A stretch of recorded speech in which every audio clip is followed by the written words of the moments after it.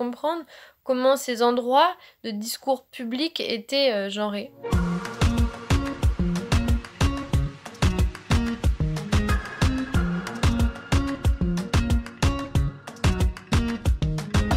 Je m'appelle Amandine, j'ai 23 ans, je finis mon master de sociologie à l'université de Nanterre et en parallèle, je fais partie du pôle médiation relations publiques du festival Pluriel.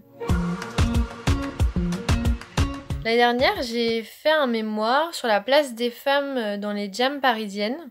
C'est des sortes de scènes ouvertes en fait, musicales, où des musiciens, des musiciennes se rejoignent pour improviser ensemble autour d'une bière, souvent dans un bar, sans forcément se connaître et autour de standards.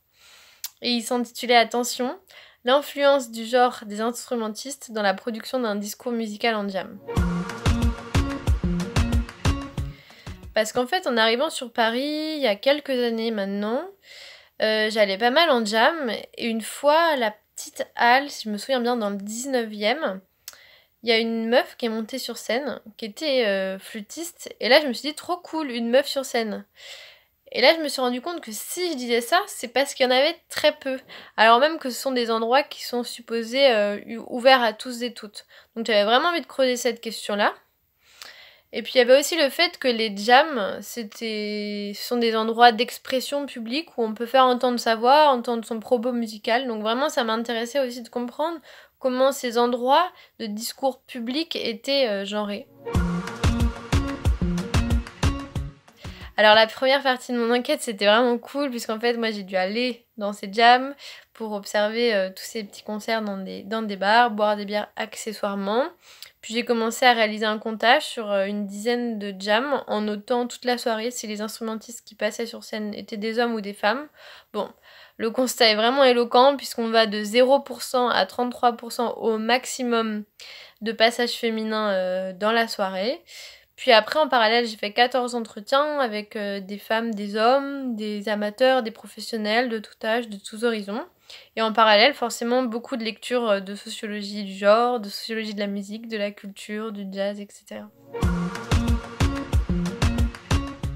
Premièrement, c'est que les femmes instrumentistes qui jouent dans jam sont souvent des sacrées nanas parce que elles sont beaucoup plus diplômées en général que les hommes. Elles viennent d'une très grande famille de musiciens, elles ont un gros héritage de ce côté-là. Et en général, elles doivent montrer 2 fois plus de technique pour s'intégrer au morceau, tout en gérant beaucoup d'à côté qui sont relatifs aux tensions de séduction, à traîner dans des bars le soir où il y a beaucoup d'hommes. Donc c'est aussi vraiment pour ça qu'on en voit si peu. Une de mes hypothèses aussi, c'est que les jams, elles sont très différentes à plein de niveaux. Et que la répartition de genrée des instrumentistes, elle changeait en fonction de certains critères. La légitimité du lieu qui accueille la jam, la légitimité du genre musical qui est joué, si c'est du rap ou si c'est du jazz, s'il y a une estrade, combien de personnes sont dans le public. Plus ces curseurs étaient finalement vers le haut, moins il y avait de femmes, et vice-versa. Ça, c'est vraiment encore aujourd'hui qu'une hypothèse, mais moi j'ai vraiment envie de creuser cette question avec une thèse, par exemple. Ah oui, et puis ça, c'est important, c'est que maintenant, avec la continuité de mon mémoire cette année, j'ai fait presque 25 entretiens avec des hommes et des femmes, et j'ai jamais été confrontée encore, peut-être, à des discours ouvertement sexistes. On va dire que tout le monde déclare regretter le fait qu'il y ait peu de femmes et vouloir et avoir envie de jouer avec plus de femmes. Donc je pense que ça m'amène vraiment à penser le fait que dire qu'on est ok pour intégrer plus de femmes, ça ne suffit pas. Il faut pas se concentrer uniquement sur les discours et les mentalités. Je pense qu'il faut aller interroger plus loin, et ça c'est le rôle d'une apprentie sociologue aussi, interroger les horaires, les lieux, les façons de jouer, les standards, les comportements, le soutien, etc. Mon ordi m'a lâché à 1 semaine de langue, donc c'était une énorme galère. Parce qu'il...